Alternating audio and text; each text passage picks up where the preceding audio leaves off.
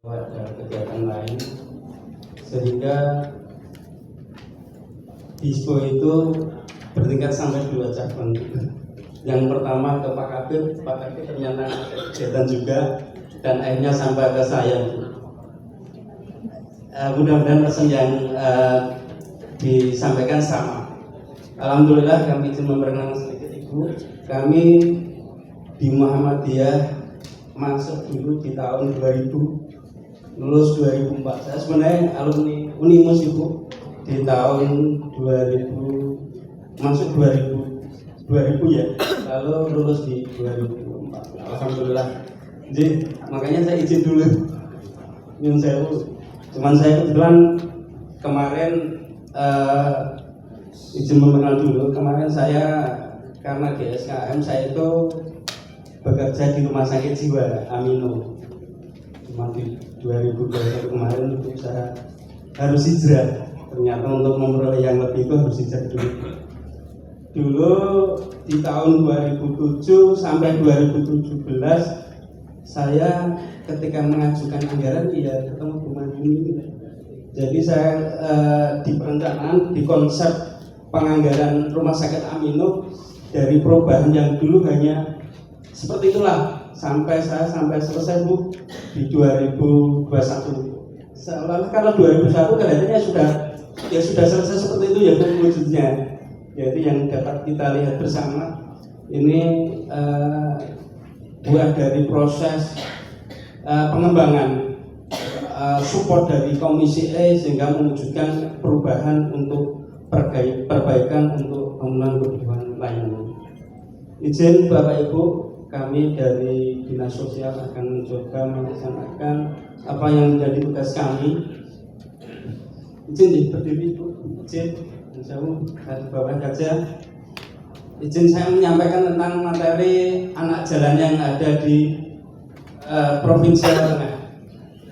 Dinas Sosial Provinsi Jawa Tengah ini kita mengampu, kebetulan kita di bidang rehabilitasi sosial, kita mengampu di 56 panti pelayanan. Jadi ada panti milik pemerintah yang tersebar di 35 kota itu, notabene adalah mereka berada di bawah Dinas Sosial Provinsi Jawa Tengah. Ada 21 untuk penyandang disabilitas. Ada 14 panti untuk anak-anak. Ada 15 panti untuk lanjut usia. Dan ada 6 panti, 1 untuk PGOT, untuk PMKS dan untuk wanita, khusus untuk wanita, dan 1 untuk anak, proses pengangkatan anak kita ada. Jadi kita membawai 56 panti di Provinsi Jawa Tengah yang notabene adalah untuk memenuhi kebutuhan bagi mereka-mereka yang kurang beruntung dalam kehidupan ini. Notabene ada mereka bapak atau orang tua yang terlantar, anak-anak yang terlantar, dan alhamdulillah kita mengucapkan matur suwun kepada Bapak Ibu semua yang juga melaksanakan proses layanan atau sebagai petugas kesejahteraan sosial di masyarakat. Alhamdulillah, lanjut Pak. Saya akan menyampaikan terkait dengan anak jalanan atau yang sering kita sebut ANJAR.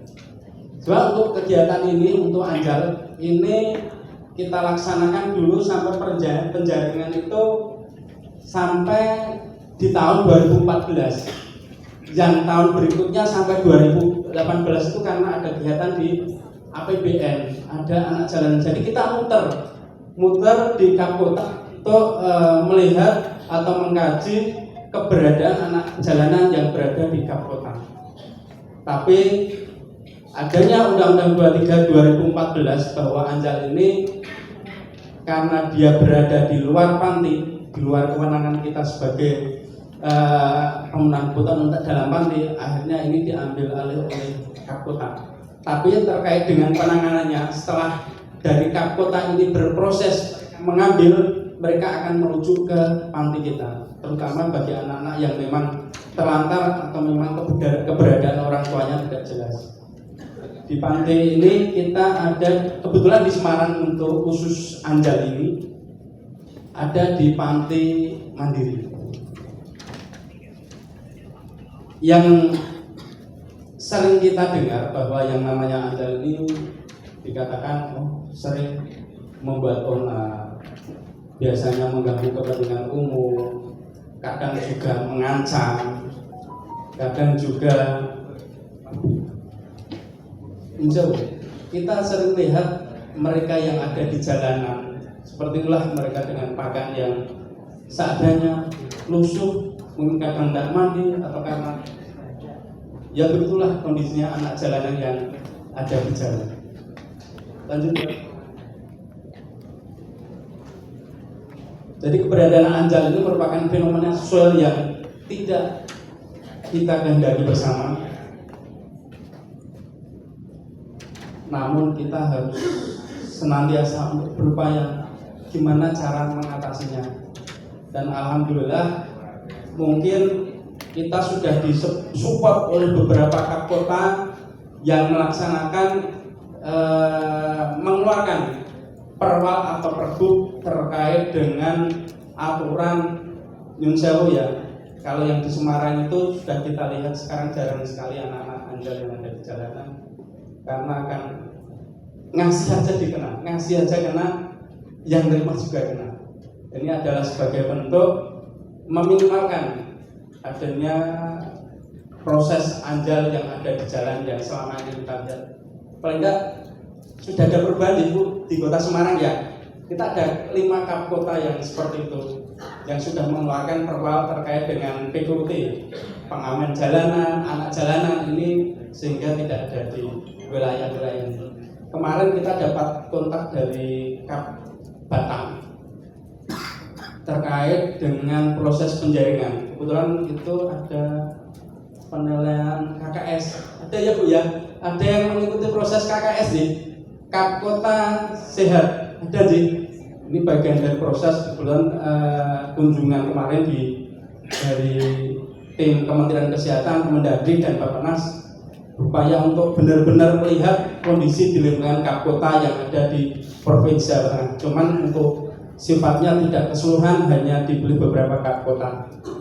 Dan kebetulan kemarin Batang itu mencoba untuk sebelum ada proses itu ternyata mereka menjaring beberapa anak yang itu akhirnya dirujuk ke panti. Lanjut. Anak jalanan, anak yang sebagian besar menghabiskan waktunya untuk mencari nafkah atau berkeliaran di jalanan atau di tempat-tempat umum. Kita lihat bahwa anak-anak jalanan ini biasanya mereka ada di jalanan, ada di terminal, ada di layanan-layanan umum yang sebagian waktunya ya habis di sana. Kadang Nyun Sewu ada yang meminta-minta. Cuman alhamdulillah di Semarang kelihatannya untuk hal ini sudah berkurang jauh. Lalu apa penyebabnya?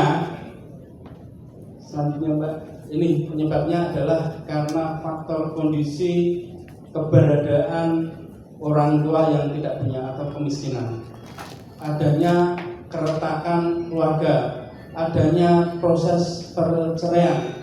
Ini yang membuat anak-anak itu akhirnya dia seenaknya sendiri di jalan. Lalu yang kedua adanya proses urbanisasi. Di desa tidak ada apa-apa, dia mencoba untuk meraih cita-cita, tapi kadang apa yang menjadi cita-cita tidak bisa tercapai. Lalu selanjutnya kurangnya kesempatan pendidikan. Lalu adanya proses pergeseran nilai yang dipengaruhi oleh Nyun Sewu. Kita lihat bersama bahwa kemarin dampak dari COVID yang dulu sebelumnya tidak begitu menggunakan handphone terpaksa, tapi karena proses perubahan pendidikan yang harus menganjurkan bahwa setiap anak harus punya gadget, akhirnya mereka harus punya, dan mereka bisa mengakses dengan berbagai hal.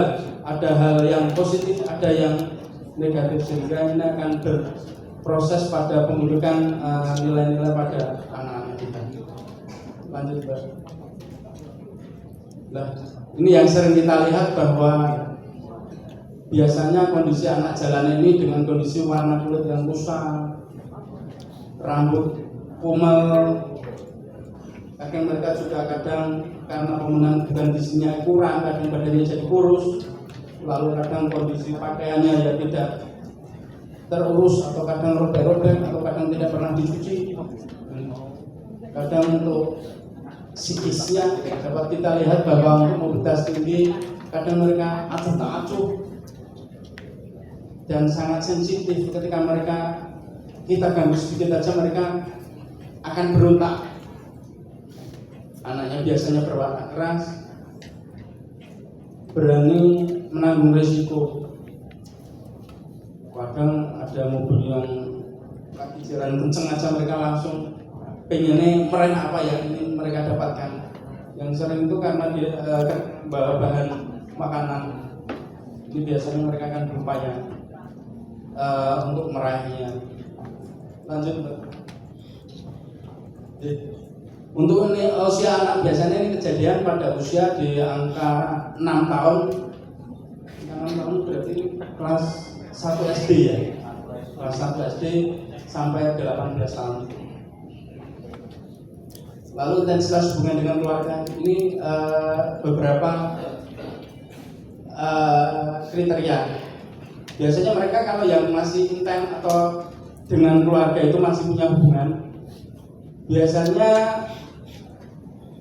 mereka itu kadang masih mau pulang ke rumah, karena masih ada proses berkomunikasi dengan keluarga meskipun hanya sedikit. Lalu untuk yang sama sekali tidak mau komunikasi, itu biasanya dia proses ke anak jalanan lebih kuat. Lalu untuk tempat tinggal, kalau yang tipe pertama biasanya mereka masih pulang ke rumah. Lalu kalau yang kedua mereka sudah mulai tidak pulang ke rumah, tapi mereka secara berkelompok. Dan yang akhirnya dia akan proses ya tidak punya tempat tinggal, senangnya saja sendiri. Akhirnya ini tempat tinggalnya yang khas mereka akan di pasar, di terminal, di stasiun, atau di mana yang mereka suka. Ini adalah khas untuk anak-anak jalanan yang selama ini kita temui.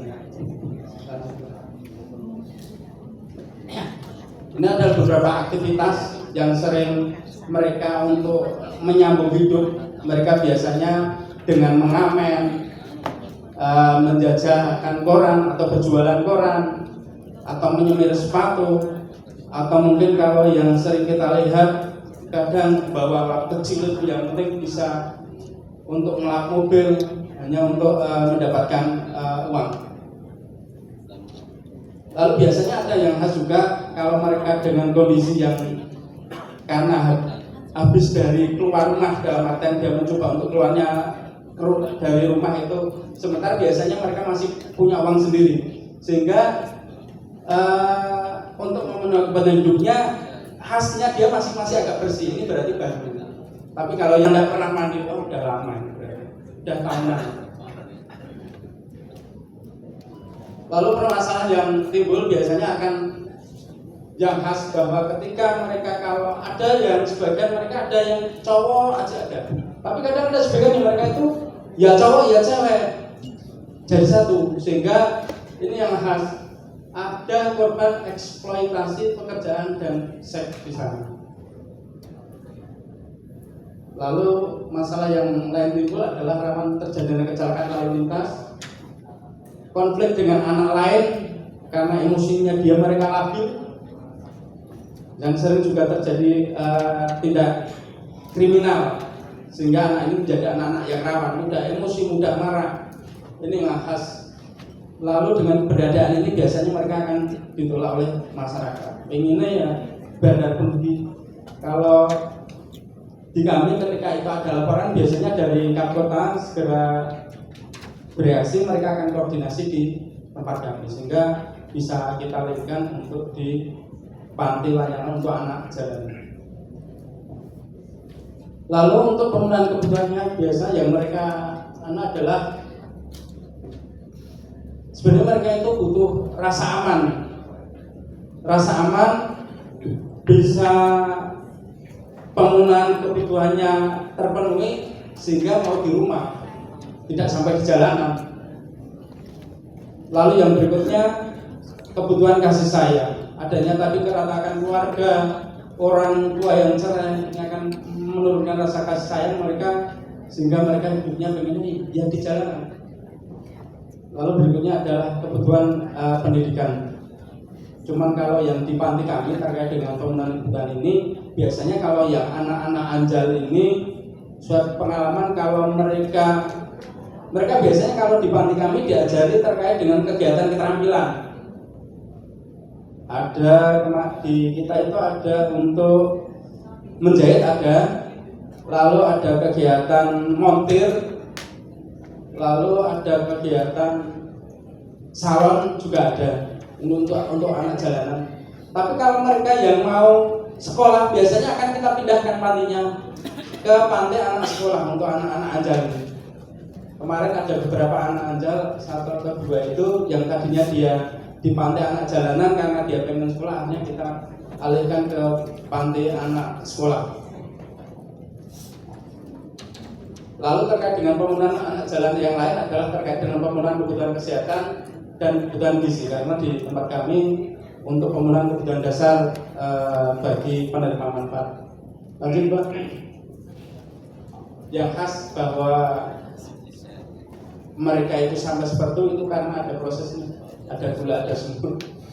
Ketika pemenuhan kebutuhan tidak terpenuhi di rumah, maka dia akan mencoba untuk mencari pemenuhan kebutuhan mereka yang ada di rumah, sehingga berupaya ini ada gula, ada sumber. Makanya upaya kita bahwa untuk pemenuhan kebutuhan di panti kita cukupi sehingga dia ya udah pokoknya di panti saja, jangan sampai di jalan. Lalu ini upaya yang diberikan kepada masyarakat, bahwa memberikan himbauan kepada masyarakat pengguna jalan untuk tidak memberikan sesuatu dalam bentuk apapun kepada anak jalanan atau PGUT atau gelandangan pengamis yang ada di jalan. Ini adalah bagian dari perwal atau pergub yang ada di Semarang atau di 5 kap kota itu. Hampir mirip-mirip ada. Kalau di Semarang kelihatannya kalau yang nasi ditunda sih. Ini sesuai dengan Perda Nomor 5 tahun 2014 yang ada beberapa. Lanjut Pak.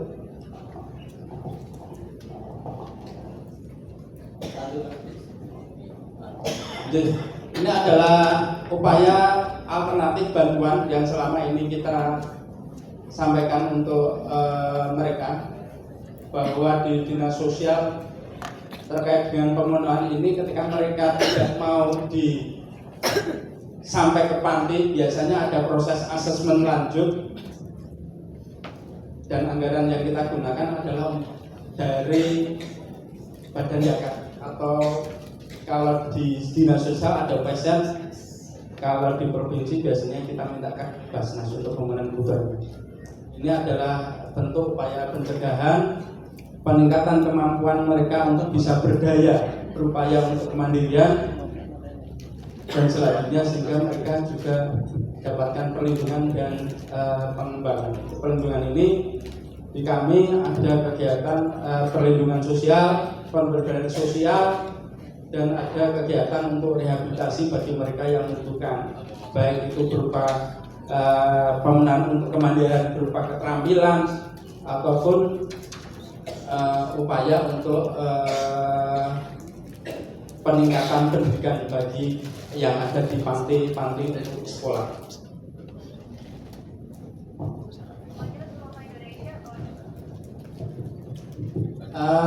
Yang khas untuk anak jalanan ini dampaknya ya. Tadi sudah lanjut Pak. Nah, ini kegiatan kita sebagai bagian dari penanganan untuk peningkatan kesejahteraan sosial ini. Kita ada yang berbasis masyarakat, yang ini notabene adalah layanan inti untuk proses awalnya, proses pencegahannya, jangan sampai terjadi anak jalanan atau jangan sampai mereka jalanan. Itu adalah proses yang kita lihat yang tadi ada kegiatan kemuhammadiyahan ini. Kalau dulu di kami, kalau di anu biasanya ada kegiatan kultum ya, sering ada kegiatan kultum itu kalau di masjid. Lalu kalau di remaja ada kegiatan Karang Taruna. Ini ada berbagai kegiatan yang ada di masyarakat untuk proses jangan sampai dia menjadi anak jalanan. Lanjut.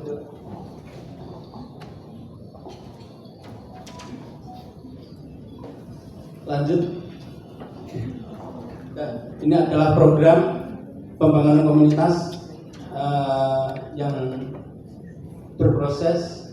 Yang satu, ini adalah berbagai kegiatan untuk satu, menfokuskan pada peningkatan inisiatif masyarakat untuk memperkuat nilai dan membangun modal manusia. Tadi yang saya sampaikan melalui kegiatan yang ada di masyarakat.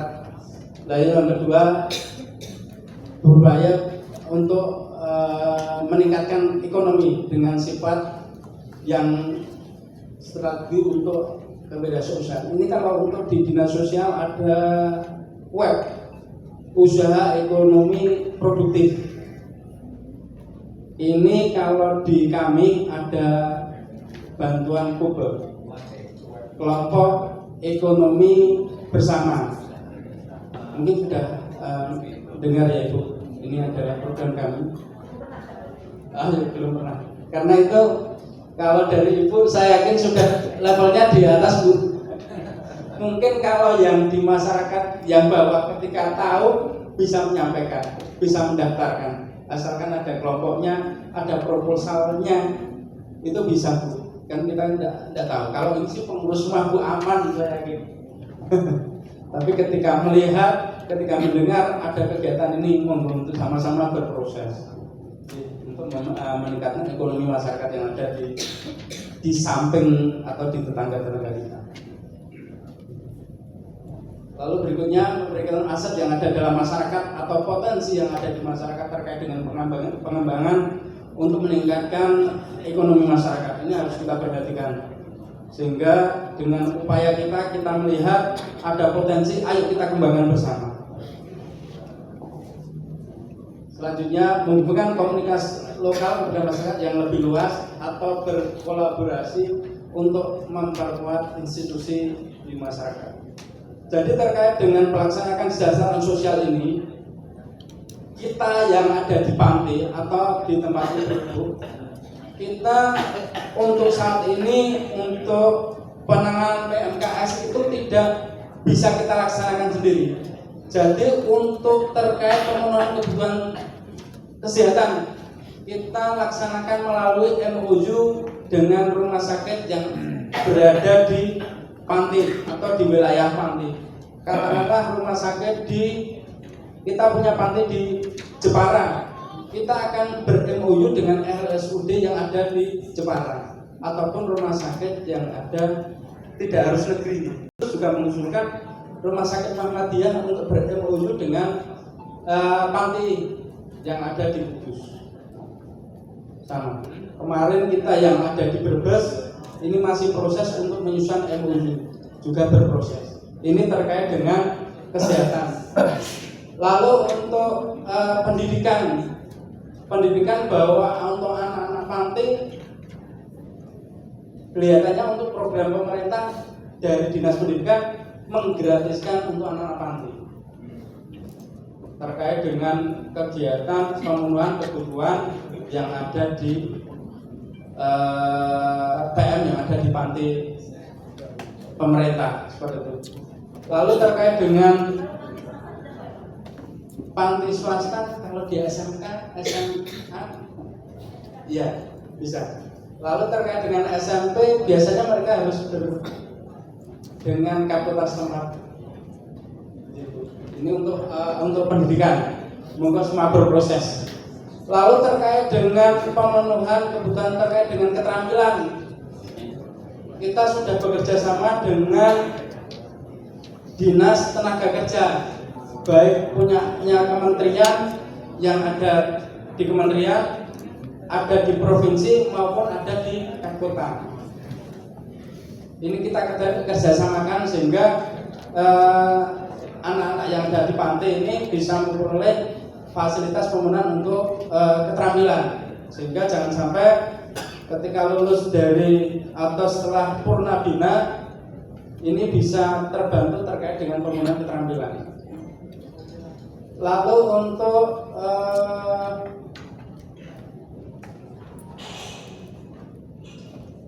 Disdukcapil, ini bagi anak-anak terlantar itu mereka yang khas itu ya belum beridentitas. Biasanya kita upayakan untuk anak-anak yang terlantar ini kita carikan ini, terutama mereka yang nyunsawu badia, anak-anak yang mereka ada di Korolioso yang notabene ini adalah anak-anak yang ditinggal oleh keluarganya, sehingga biasanya untuk pemenuhan kebutuhan identitas anak ini kita penuhi. Ini kita kerjasama dengan Disdukcapil. Lalu terkait dengan orang-orang terlantar, biasanya kalau yang di pantai, terutama yang disabilitas, biasanya kita bekerja sama dengan Disdukcapil kota setempat, sehingga ketika kita menemukan orang terlantar, kita pakai yang iris mata itu, akhirnya kita ketemu yang khas.